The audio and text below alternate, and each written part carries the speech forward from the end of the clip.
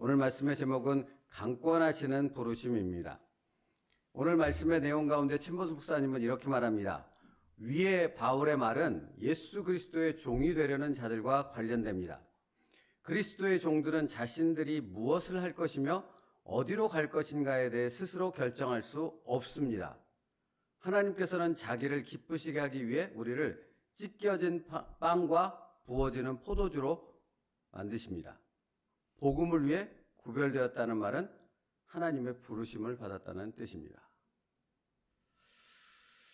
여러분, 이것은 예수님의 증인된 자들에 대한 말씀이죠. 우리는 부르심을 받았습니다. 구원을 받았다라는 것은 즉 하나님의 증인된 삶, 복음을 전하는 증인으로서의 부르심을 받았다는 의미라고요. 그렇다면 예수님의 증인된 자들은 어떻게 살아가는가? 이것이 중요하지 않겠습니까? 우리의 삶이니까.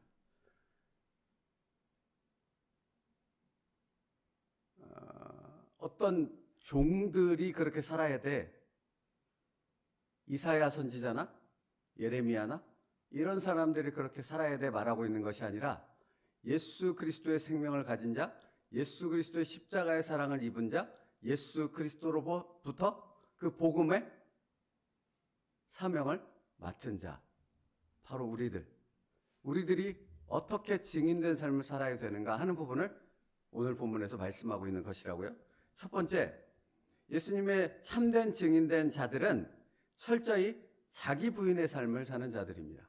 어제 주일날도 말씀드렸던 것처럼 종들은, 예수 그리스도의 증인들은 자기가 원하는 삶을 살지 않습니다.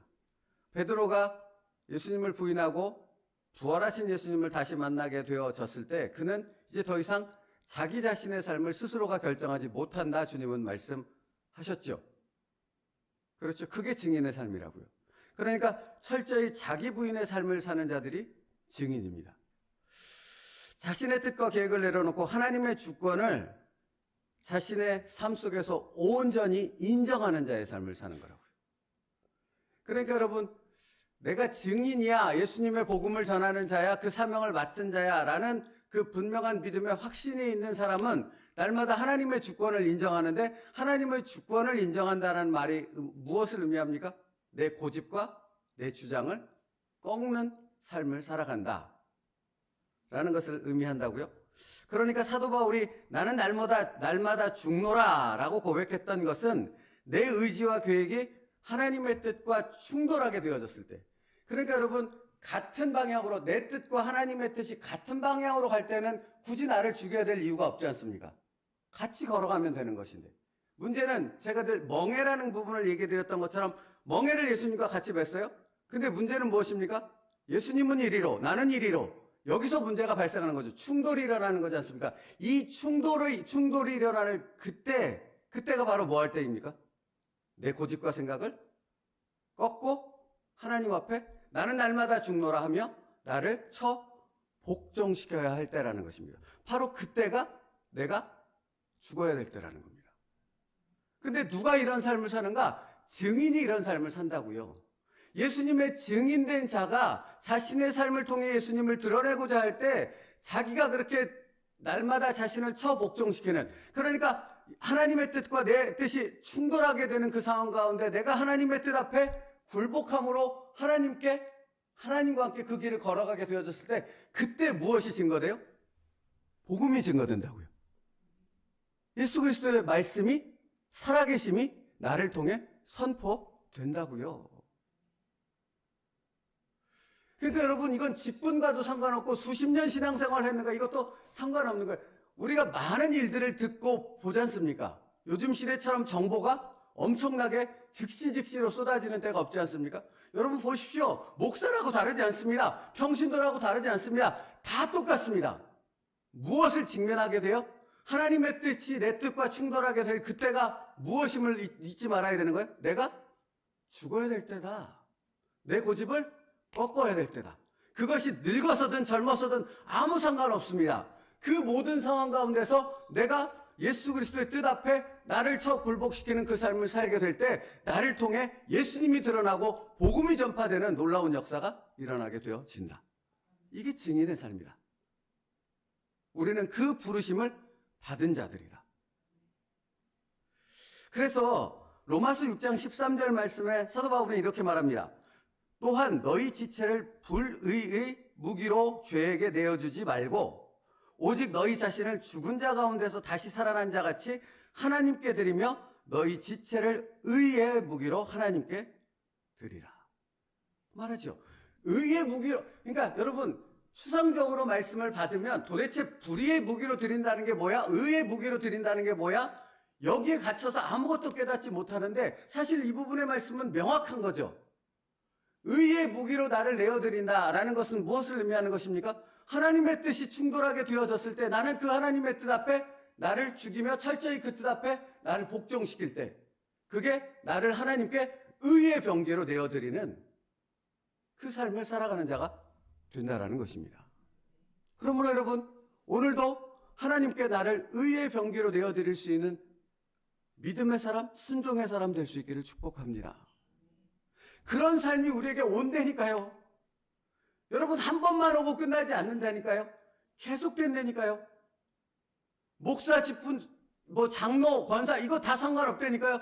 누구에게나 이것이 찾아오는데 그것이 나이가 들었던 젊었든지 간에 그 상황을 직면했을 그때 이 말씀을 붙잡고 자기를 처복종시키는 그래서 의의 무기로 나를 내어드리는 그 삶을 살게 되어졌을 때 하나님은 나를 통해 당신의 뜻을 이루십니다. 그러므로 여러분 증인된 자는 자신의 육신의 생각을 버리고 축복의 통로로 복음 전파의 도구로 자신을 철저히 하나님께 의탁하는 자의 삶을 살아갑니다. 여러분 누아가 점점 크지 않습니까? 점점 귀여워지잖아요. 근데 아이들이 크면 클수록 어떤 현상이 나타납니까? 그러니까 아주 꼬맹이였을 때 아무것도 할 수 없을 때 그러니까 기어다니기조차 못할 때는 이렇게 엄마의 이렇게 품 안에 딱 안기면 아무것도 안 하죠. 그냥 온전히 의탁하죠. 이게 온전한 의탁이라고요. 근데 얘네들이 크기 시작하고 뭔가를 붙잡고 기고 걷고 막 이렇게 움직이기 시작하게 되면 어떻게 되는 것입니까? 발버둥 치지 않습니까? 자기가 뭔가를 하겠노라고. 그러니까 왜 이 예를 드리는지 아시겠죠? 여러분 온전히 의탁한다는 것이 무엇인지를 묵상하세요. 온전히 의탁한다는 것은 정말로 아무것도 할 수 없는 거예요. 그냥 하나님께 전적으로 나를 맡기는 거예요. 근데 내가 내 의지와 내 생각, 내 주장에 갇혀버리면 뭔가를 꾸물꾸물 내가 하려고 한다는 거예요. 아니 하나님 제가 해볼게요. 아니 하나님 됐습니다. 그것보다 이 뜻이 이것이 더 우선입니다. 라고 자기 주장을 내세우게 되어진다고요. 근데 증인은 그 생각들을 복종시키는 삶을 사는 자들이라고요. 그게 증인이라고요. 두 번째, 예수님의 증인된 자들은 그러므로 성령의 능력을 힘입어 전하는 자들이 되는 겁니다. 누구를 의지해요? 성령 하나님이요. 그러면 여러분 생각해 보시죠. 성령을 의지해 성령께서 깨닫게 하시는 말씀을 선포하는 자들이라면 성령과의 교통이 일상의 삶 가운데 있어야 하겠습니까? 없어야 하겠습니까? 있어야 하죠. 그냥 있어야 되는 게 아니라 친밀하게 있어야 되는 거죠. 그러니까 성령께서는 끊임없이 성령과 내가 교통할 수 있는 그 인도하심의 삶의 과정을 우리의 삶 가운데서 계속해서 만들어 가시겠죠. 그러니까 거기에 주목하시라고요.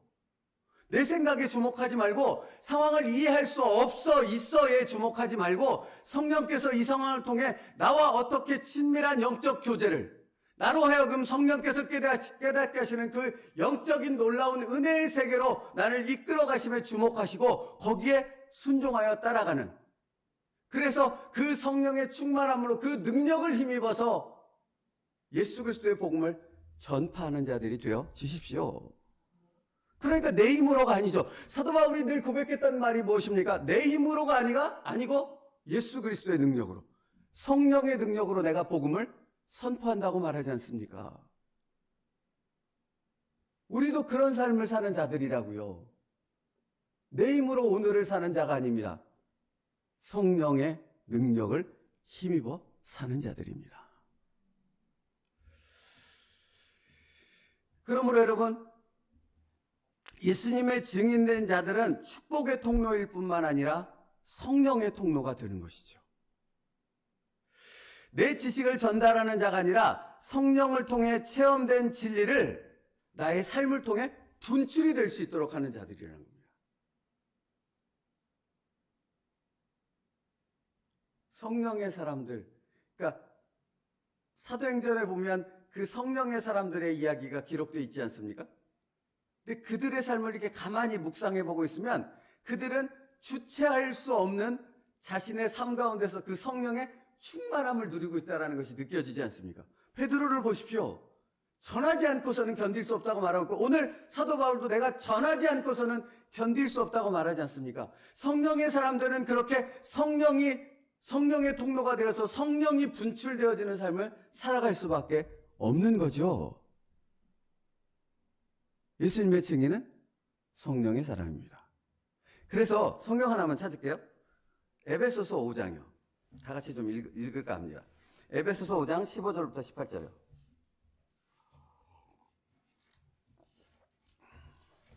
그 뒤로 좀 가면 에베소서 315페이지입니다. 에베소서 5장 15절부터 18절까지의 말씀을 같이 읽을게요. 315페이지 에베소서 5장 15절부터 18절까지의 말씀. 같이 한 목소리로 읽겠습니다. 시작. 그런즉 너희가 어떻게 행할지를 자세히 주의하여 지혜 없는 자같이 하지 말고 오직 지혜 있는 자같이 하여 세월을 아끼라. 때가 악하니라. 그러므로 어리석은 자가 되지 말고 오직 주의 뜻이 무엇인가 이해하라. 술 취하지 말라. 이는 방탕한 것이니 오직 성령으로 충만함을 받으라. 아멘. 여러분 보십시오. 그러니까 성령의 사람들은 어떻게 행할지에 대해서 성령께 묻습니다. 내가 이 상황 가운데 어떻게 그러니까 여러분 이걸 말하는 거 아니잖아요. 제가 성령께 성령님 제가 지금 물을 마시고 싶은데 물을 마실까요 말까요? 이걸 묻습니까? 아니죠. 물어야 할 것들이 있죠. 물어야 할 것들이 있습니다. 그 물어야 할 것들을 분별하며 그 물어야 할 것들을 물음을 통해 그 성령의 깨닫게 하시며 온전히 나를 순복하는 거라고요. 네? 그래서 그런즉 너희가 어떻게 행할지 자세히 주의하여 지혜 없는 자같이 하지 말고 오직 지혜 있는 자같이 하여 성령의 인도하심을 따라 사는 삶을 훈련하라는 것입니다. 자신의 삶을 하나님의 의의 도구로 내어드리는 것을 훈련하라는 것이고 철저히 자기 분을 통해 성령의 도구로 내어드리는 것을 나의 삶 가운데 훈련하는 것입니다. 그것이 지혜자의 삶이고 성령의 사람이 되어진다 하는 것이죠. 그러니까 우리가 날마다 그것을 훈련하게 되어졌을 때 증인된 삶을 살게 되어진다라는 것이고, 그래서 17절 말씀에 그러므로 어리석은 자가 되지 말고 오직 주의 뜻이 무엇인지 이해하라 하지 않습니까? 여러분 하나님의 뜻은 누가 알 수 있습니까? 오직 성령만이 아실 수 있다고 말하지 않습니까? 그죠? 그 성령께서 가르쳐 주시는 그 하나님의 뜻을 우리가 분별하여 그것을 따라 살아가야 하는 것입니다. 그래서 18절 말씀에 오직 성령으로 충만함을 받으라 라고 말하는 것입니다. 예수님의 증인된 자는 성령의 사람입니다. 우리가 그 성령의 사람이므로 늘 성령 안에서 살아갈 수 있는 것을 훈련할 수 있는 사람들이 되어지길 바랍니다. 세 번째, 그러므로 예수님의 증인된 자들의 삶의 목적은 오직 한 가지뿐입니다. 무엇이겠습니까? 하나님의 영광입니다. 하나님의 영광은 어디서 나타나겠습니까? 예배당에서뿐만 아니라 우리 일상의 삶에서 더욱 분명하게 하나님의 영광을 드러내는 삶을 살아야 합니다. 그러니까 여러분 날마다 자기를 처복적시키는 철저한 자기 부인은 어디서 일어납니까? 일상의 삶 가운데서. 성령의 인도하심과 그분과의 친밀한 교제와 깨달음과 역사를 경험하는 것은 어디서 일어나는 것입니까? 일상의 삶에서. 하나님의 영광을 드러내는 삶을 사는데 그 영광을 드러내는 곳은 어디겠습니까? 여러분이 사는 일상의 삶이라는 것입니다. 그러니까 예수님의 증인된 자들은 그 삶의 일상의 삶의 목적이 하나님의 영광을 드러내는 데 있다라는 것입니다. 그래서 반복되는 하루하루의 삶 속에서 예수님의 뜻이 이루어지기를 기도해야 되는 것이며 매일처럼 그 증인된 삶을 살기 위해서 우리가 영적 치열한 싸움을 해 나가야 하는 거죠. 그래서 오늘 말씀에 첫 부분과 마지막 부분의 말씀이 저는 이렇게 딱 눈에 들어오더라고요. 오늘 묵상집의 첫 부분에 챔버스 목사님이 뭐라고 말하냐면 당신의 귀가 하나님의 부르심을 듣지 못할까 주의하십시오 라고 말해요. 그리고 맨 마지막 부분을 보십시오. 마지막 부분에 뭐라고 말해요? 주께서 당신을 부르실 때 그 부름을 방해하는 것들을 주의하십시오. 어디서? 일상의 삶 가운데서. 일상의 삶 가운데서. 그러니까 우리가 일상을 살아가는 그 삶 가운데서 성령께서 우리를 인도하시며 그 말씀의 은혜를 깨닫게 하심을 통해 부요함의 은혜를 누리게 하실 때 그것을 방해하는 것들을 그 어떤 것이라도 허용하지 마시고 그것을 나를 쳐 복종시킴을 통해 하나님의 놀라운 은혜 가운데로 증인된 자의 삶을 살아가는 우리가 되어야 한다는 것입니다. 그래서 요한계시록 2장 7절 말씀이요.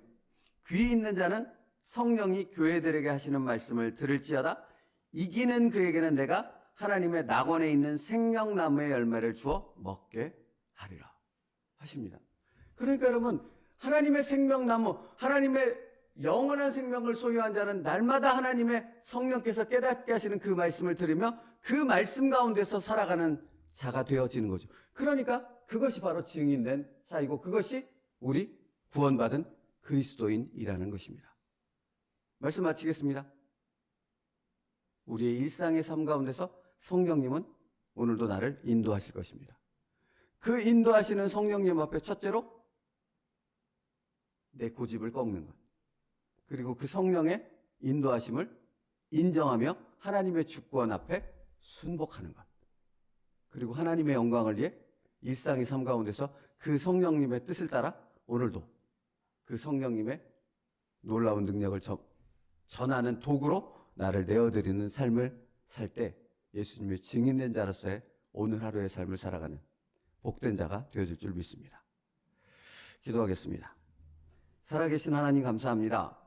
오늘도 주의 말씀 가운데 하루를 시작하오니 성령께서 그 말씀을 깨닫게 하시는 온전한 예배자의 삶이 될 수 있도록 인도하여 주시옵소서.